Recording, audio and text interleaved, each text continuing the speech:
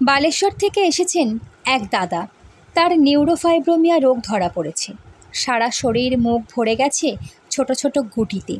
তিনি জানান তার এই বীভৎস রূপের জন্য চাকরি চলে গেছে, বাড়িতে কেউ নেই, তিনি একা থাকেন। যত দিন যাচ্ছে সমাজে যেন তিনি ব্রাত্য হয়ে যাচ্ছেন।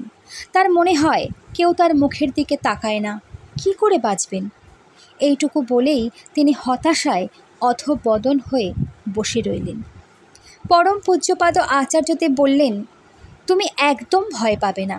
তুমি ঠাকুরের কাজ করতে থাকো, নাম করো প্রতিদিন নিয়ম করে। তুমি চাকরি ভুলে যাও, নিজের রূপ নিয়ে নিজে একদম ভাববে না।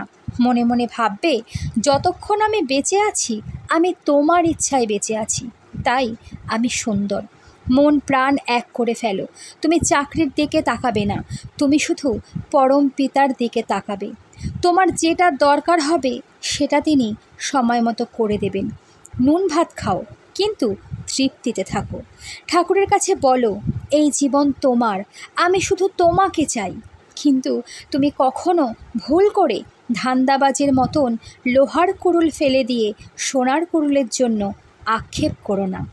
ইষ্টভৃতি মন প্রাণ দিয়ে করো, মনের আকুতি দিয়ে করো। শুধু মুখ দিয়ে মন্ত্র উচ্চারণ নয়, অন্তর থেকে করো যে আমি তোমার ভরণের জন্য মঙ্গলময়ের কাছে নিঃস্বার্থ নিবেদন করছি। এই রকম করে এই মন নিয়ে করে দেখো, তুমি ফল পাবেই। 1000 বার পরীক্ষা করে দেখো, 1000 বার পাবে।